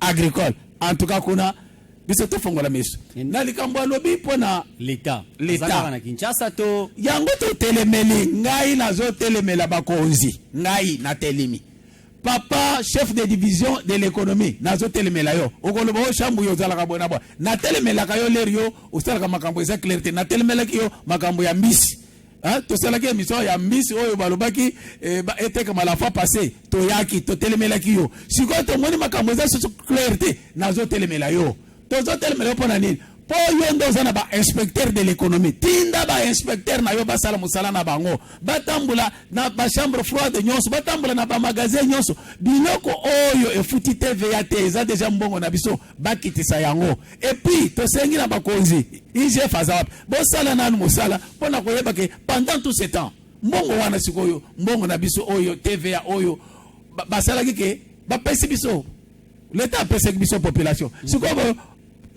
to bénéficier d'un côté. Qu'est-ce qui se passe? Maintenant, biso to côté bino à l'est. Chambu ne va pas vous laisser à l'aise. Si quoi les alkaka ngai na kobanda kolobela makambo ya mbongo tous les jours en tant que gardien de la cité. Mais ndeko chambu pour nini kaka ozokolobela chef de division aussi longtemps tous appelés na ministre au répondre zelanto ya m'appel. Alors ndeko comment na bingi biso api? Pangi chambu et pangi pacifique. Oui. Il y a des problèmes. Quand on a chambre et qu'on élimine le chef de division, chef de division, moi nous sommes solo là quand on inspecteur et économie. Donc on va quel va union. Moi mais vous savez ba ba que tubaka ba que na ko dépendre na ministère national et économie. Voilà. Ba que na ko dépendre na ministère provincial awa. Voilà. Solo là quand ba. Le problème c'est quoi? Il y a mon permettez le terme ba chef ya beto ya province bake PZKV na ba expecter ya ikena betu kwa bake PZKV pour ba mam bake tuba kabisa ba contenabisa na kini gouvernement awa na gouvernement parti awa ya ministre ya économie Papa Roger Nimi vanda ministre ya économie awa andi tambulaka na ba maison nyonso ya ba expatrié awa na mambo emekala sima na bima ga ya dekina kutuki samoka na mambo ba priai. Mais le ministre Nimi a dit qu'Ambolaka n'a pas maison aussi n'a pas exploité la matière. Mais bah exploité que nous tubilan n'a capacité de ya kusala ba au contrôle. Mouleta nous mouleta publicité mouleta na même quelques marques. Nous si témoin nous voilà que na ville kona. Alors un ministre mais un expatrié n'est pas zulunani. Il y a une négation pour ça la passe. Il n'y a pas de rigueur. Rigueur qu'elle veut na ba chef de soit disant ba ministre ba na rigueur veut. Les gens qui na faire en passe. Alors faut ba ministre pour avoir na rigueur. Tangu dia mo mekubwa faut kubuisa siku. Tangu siku mekubwa papa yeme kubwa. Yeye kuiza. Mais le problème ba fuma beka ba ke fara na ba poche ba expatrié. Comme même ne sona ka enveloppe kaki. Papa spécifique moi je suis témoin. Muke mwana ba una vile kuna ba enveloppe kakina bagena kubaka muke témoin mumezaba mule bada tanga bakombo kingandi même ba inspection du travail ina betumezaba mambo bao ba secret bao betumezaba yao munu kene kutuma play mule vanda témoin oculaire ya kusite bano ya bao alors ba ke trop poche na ba nini ya ba voilà tonton Maïma est parti. Ouais, bon, aux hommes, on a. Alors, que dépendant de la province. Quand, c'est ça la question que vous me posez, pourquoi j'insiste, parce que le ministre, le chef de division, c'est le prolongement du gouvernement central. Vous comprendre? Yende azana ba inspecteur, yende mokonzi direct ya ba inspecteur de travail. Yango moni ngai nazo telemela ye. Pona nini na yebi chaque fois na telemela ka ye. Tango ya bato musona na telemela ki kaka ye. Pona nini pona yebi que c'est lui qui doit faire quelque chose. Bien. Donc baba inspecteur baleki na makasi tonini. Et puis vous aussi les inspecteurs. Comme ça bo kebe bino ba inspecteur. Ba inspecteur oyo. Non, ba inspecteur oyo. Au lieu de pas y expatrier bateau bazo monde c'est biso passé mais comment on a bazo le na ba boutique na ba pharmacie o taxe boy na boy les choses na boutique nanga hein. Non, il y a des choses vraiment qui énervent. Au comment la bango musala bazo tambole zaka aleki na boutique aleki na ligne boy na boy bisika ya ko kende inspecteur na boutique te tika batu na mbwado tika batu na nini basala musala na bango batika bango ndenge nini ba ba taxi bakende nanu ko tuna batu oyo bazote campion di mama oyo lobi que ça qui a l'os c'est 50,000 lobi atani 60,000 lobi kuna 70,000 finalement c'est quoi ça mbongo ya biso moko mbongo wana il faut comprendre une chose c'est que je voudrais que la population puisse comprendre que cette différence là cette taxe là le montant là qu'il payait et oyo bafutite eza mbongo na biso population oyo l'état apesi biso sikoyo mutu songo ce sont des bandits ba escroc moko boy baza ko escroquer biso mbongo na miso makasi na bango donc biso totala ka bango boy teya mana ndeko chambus allo ndeko komona no bingi biso wapi papa Kibutu allo oui ngai papa Kibutu oui OK la robi boya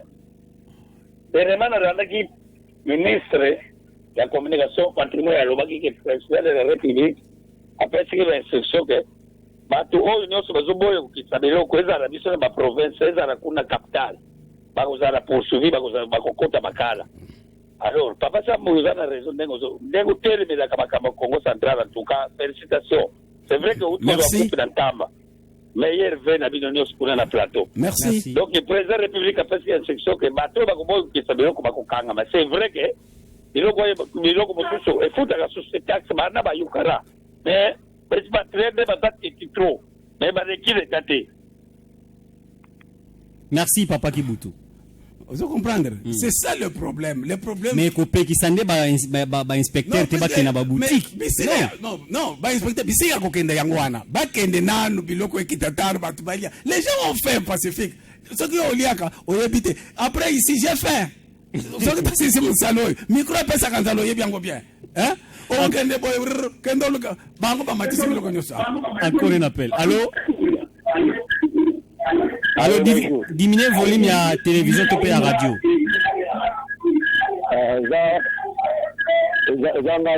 Ya tonton.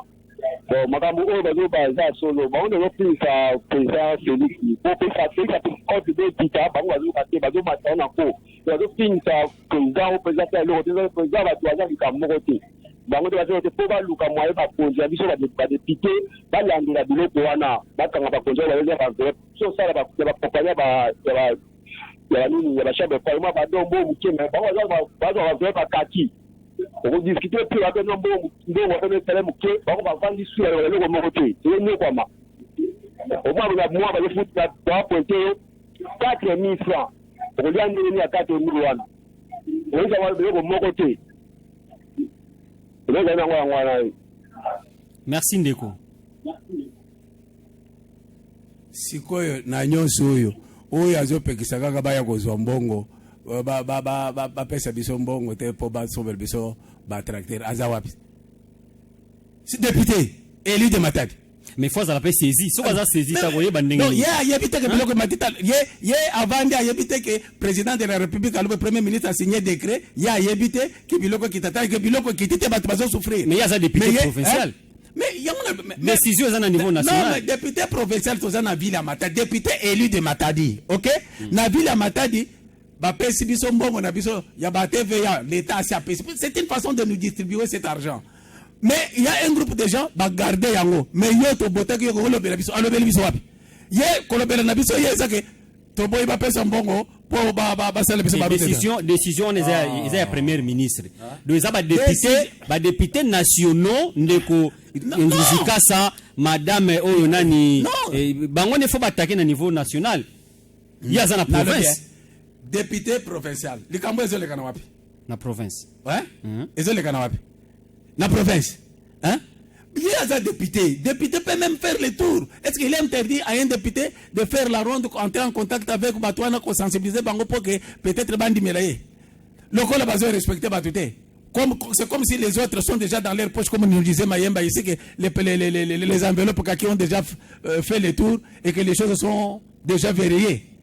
Hein? Non! Non, là c'était. Non! Il y a des choses en ce moment, qui passent, les gens souffrent. L'État, il y a des choses. Et c'est que batu oyo ba indien na ba congolais oyo so oyo bateka ka ba biloko balingo kitisate il faut que le bango. Voilà, il est parti. Il faut que télémé la bango. Alors, je pense que tout comme suka émission na biso ndeko Chamboui, donc souffrez que troisième thématique tous voyons côté parce que temps vraiment et poussani tu va peut-être appeler ya suka. Alors ndeko comment na bingi biso api? Comment na Nanusha na bengi na ngombe. Maman Nanush depuis ngombe. Ah, ngalo baboye. Pona likambo ya construction wana. Bango bazoduka kaka confort oya bango moko. Baservi nanu population. Pona likambo ya biloko. Congo Central ye azaganika ya suka. Ata kuna kini bango biso ya suka kaka. Bafandi na babiro na bango babimaka libanda te. Atinda inspecteur pona nini ye moko makonde bale akita sur le terrain yango ka vina ngai. Merci maman. Mama zana kanda oyoki colère nzala na tuke mama zana nzala kola ngana zana nzala boy moko bon ezai lo bel ngana no bakane na zo ganga sama façon nzamba salanga bongo hein ozo comprendre donc ezai lo muso zo pesa colère encore un appel allo ndeko comme na no ngi soir ngai va pris butra zone papa Sambu émission oyo eza trop suivi pesa biso même 2h30 la émission yo la minute ba professeur biso za muke. Merci ndeko toyoki requête no kotisi tozana ibandeli ya mbula na ibandeli ya mbula bonde totala kandeni ya kubongisa ba programme on va en tenir compte hein toyebi ndengo lobby hein on va en tenir compte bien ndeko mama o alobi ke pona ensemble eloko ya yozobela ozomemela ba député na Mukongo oui bazoni nga confort na bango te mama ndeko alipa alobaki yango alobi d'ailleurs bauti ko équiper yango kalaté. Ça c'est une bonne réflexion. Assemblée au côté, si on continue ensemble au senti que nous assemblée et comme vibrer. C'est ça que toi tu appelles bonne réflexion. Quelqu'un qui n'assiste même pas au plénière. À côté du plénière, il est toujours à l'extérieur, il est toujours. Yolande la gâté. Tu es journaliste, non. Non, de Gauchambo. Ce qui est là qui a côté à gâté, mais si va invalider. Papa. Tellement va invalider, c'est que. C'est la complaisance, c'est ça le Miguna. Il mérite d'être invalidé. Parce que moi je te dis, va vérifier là-bas, sur le nombre de jours, combien de séances il y a à côté. Va vérifier. Va vérifier qu'il y a une assemblée, ou vérifier ce qu'il y a à côté de la plénière. Hein? Moi, parce qu'il y a Eli de Matadi, moi je vois que les forces de Matadi de moins, il fallait ça comme il se doit. Mais tout ce que j'ai dit, c'est qu'il a parlé de confort.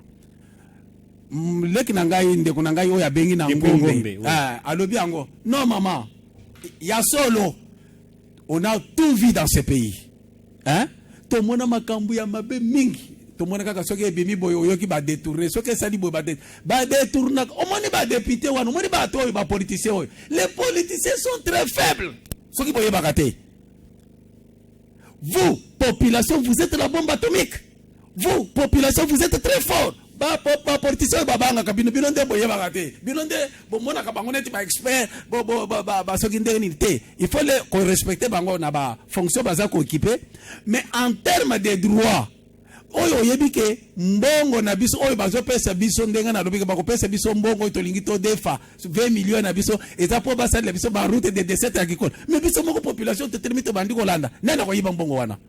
Non,